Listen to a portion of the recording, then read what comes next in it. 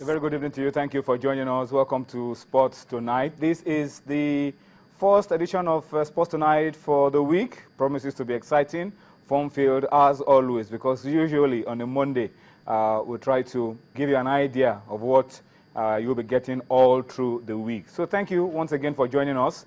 We appreciate the opportunity you've given unto us, and we're going to be starting with you on a high, I must tell you, and make sure that you enjoy every bit of what we've put together for you on this edition of the show. My name is Tony Ibichoye.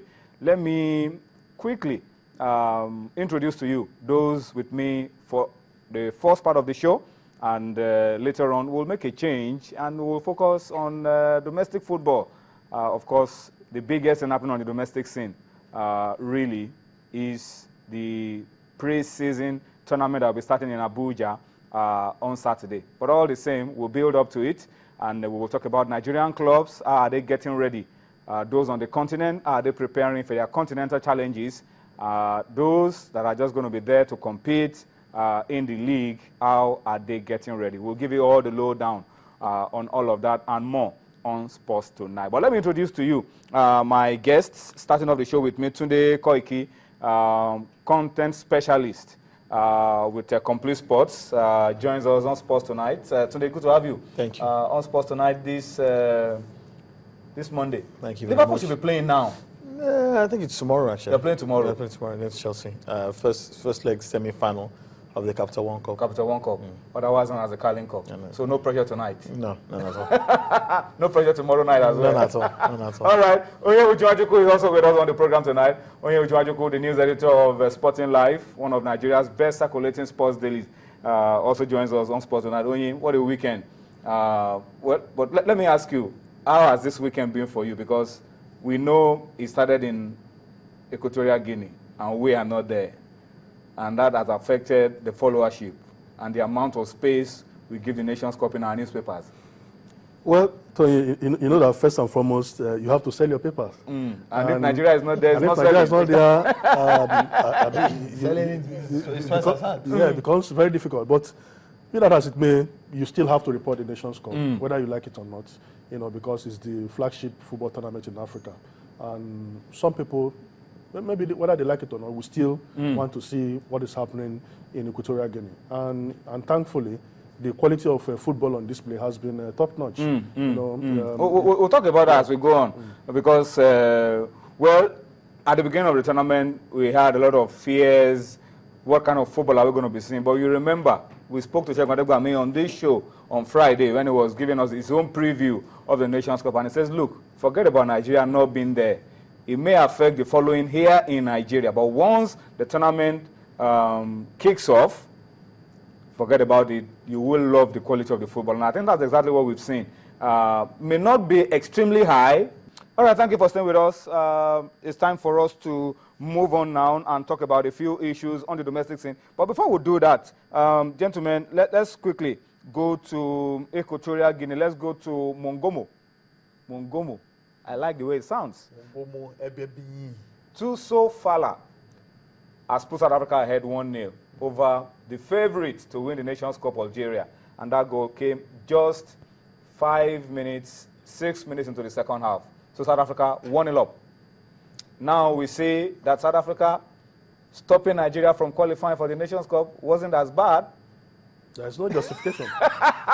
I disagree. No justification. Just joking. Cape Verde is at this nation. A country of 500,000 people is at this Nations Cup. I'm just and joking. A country of 175 million people is not here. How is that justifiable? I'm just joking. Anybody that took South Africa for granted now see that they are more than what we think they are. Yeah, they have grown in leaps investment and bounds. in youth, investment in their league, Absolutely. Structures yielding result. It's still early days, but the fact that they have been able to score first before Algeria says a lot. And the coach Sheikh Mashaba, we have to give a lot of plaudits to the man, because he has brought so much confidence into the team. That was the coach before he came on board, and he has been able to restore self-belief in that team. You may say that they don't have big stars, but these players have been able to prove themselves that given the opportunity, they are capable of rubbing shoulders with the best in Africa. And that's what they have just done. They have played Mali, took out Mali in a friendly 3-0, played the indomitable Lions of Cameroon 1-1, took us out in the qualifier. So I think they are defeated in 12 matches. Absolutely. 13 matches. Absolutely. The vast majority, almost 20 of the 23 players who are drawn from the South African League. Absolutely. So, I mean, we must give them kudos. All right, we'll talk more about that later on. Just to give you that update, that South Africa have taken the lead. Tuso Fala, the guy who plays for Super Sports United, has given them the lead. We'll talk about that later on as we go on. But let's come home now and talk about our own. Tunde just raised the point. South African players at the Nations Cup, about 23. About 20 out of the 23 play in the South African League. And I can tell you that the South African League is rated as the best league in Africa at the moment. The North African leagues, Tunisia, Egypt, used to be in the forefront in the past, but the uprising in the north has affected them very, very badly. And so they are now maybe the best league in Africa and keeping their best players at home and even bringing the best players from other countries to play in South Africa. But what's the situation with us? Our best players are going out. Bola Salami has joined Red Star Belgrade. Well, I think it's interesting story. And you can see the picture on your screen, jersey number 11 for Bola Salami. He's been out before, didn't quite succeed, came back, then went to South Africa, didn't quite succeed, came back. But I hope contract with the Mamelodi Sundowns. We don't know what really happened. But I hope he strikes this one. Well, I hope you can also. This is another indication of just how bad Nigerian league. When the top scorers in the Nigerian Premier League, almost all of them are gone. Only Mfondo has not signed for any big club. Peter Abimobowe is gone. The gentleman who Omemodok is gone. Bola Salami, 17 goals last season too, is also gone. Then you ask the question, who is going to remain on the domestic scene to score the goals for the clubs? But he has moved to Red Star Belgrade, one of the former falling giants of European football. You've been following the story. Yeah. You remember, we raised this issue a few days ago about the transfer. I mean, what have you found out, Tunde, about Bola Salami's move? Warri Wolves, free agent, on loan, not on loan. It's an interesting story, really, around Bola Salami and third-party ownership of players, particularly in Nigeria. Yeah, it's a very murky, it's very unclear. No one really knows, no one can actually come out and say exactly that this is what the situation is. And the fact that Warri Wolves themselves have not made an official statement that this is how much we've received from the transfer of the player. How true are the reports that he is on loan from Warri Wolves? Because that's surprising for me. Only a few days ago, Warri Wolves said, look, this guy is going, but he's just going, we don't know anything about it. We can't stop it because it doesn't belong to us. Yeah, that's right. But the reports are also saying he's on loan from Warri Wolves. So what exactly is an official statement from Warri Wolves? It must be third-party ownership, really. Well, that's right, to him, because I remember reading a report credited to Davidson Owumi, the MD of Warri Wolves, that they are not likely to get a dime if in the case of him being transferred to Europe. And we said it last week that he has always been, on loan, perpetually on loan, from Shooting Stars to Enyimba, all the clubs, all the clubs that he has played for in the domestic league. On loan from where? He has always been on loan, from the people who claims to have his economic rights. It's an academic club, really. These are things that are very, very unclear. And, we have said it on this program that the transfer, rules should be adhered to strictly so that we don't have a situation where, at the end of the day, a lot of people will just come from nowhere and lay claim to the players and, derail his progress. So the truth about it actually, third-party ownership actually exists in South America. It's very popular in places like Brazil, where a group of investors can come up to a club and say, own a player. We want to buy his economic rights, or we want to have a share in his economic rights. So when you sell him, this is how the sharing formula will be. You remember Carlos Tevez, Ronaldinho, Javier Mascherano, Neymar. Yeah, Neymar. It's very prominent in South America. And very prominent in Nigeria now. But the thing about it is that Brazil has outlawed third-party ownership.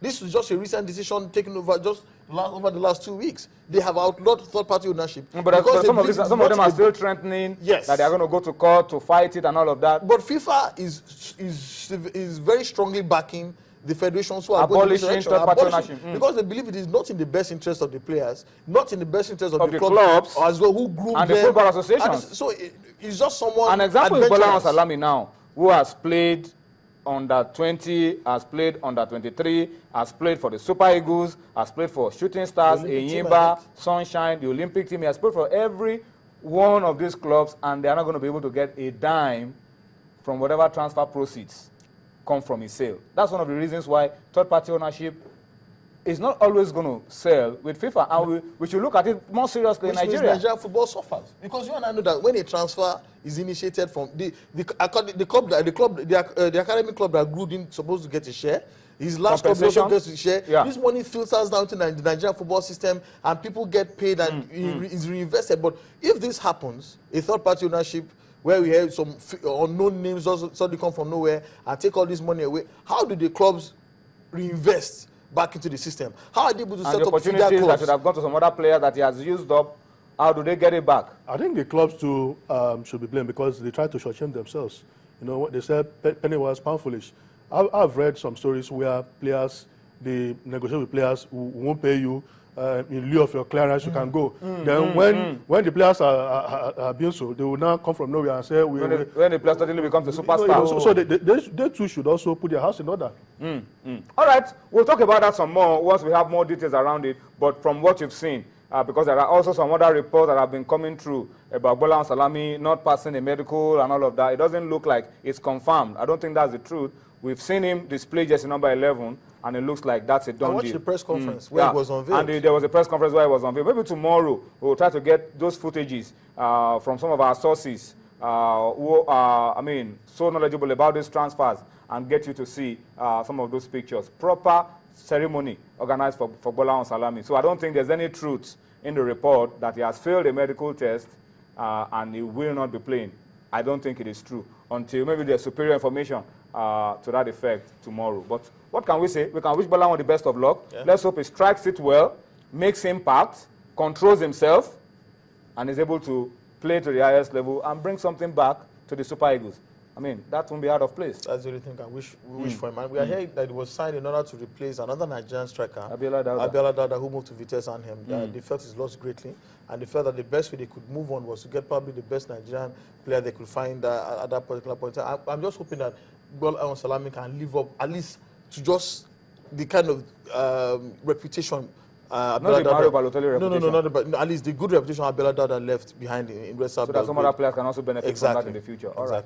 So that's it for Bola Salami. But let's talk about the home base Eagles now very quickly. It wasn't all bad, but a lot of people are saying, look, instead of playing Yemen, you should have come back home. I don't want to agree with them, because every game is an opportunity, is exposure for the boys, and it wasn't what they planned.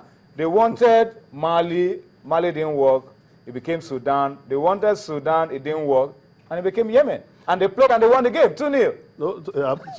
So I've seen some reactions. Some people said we are playing ISIL, we are playing the Taliban.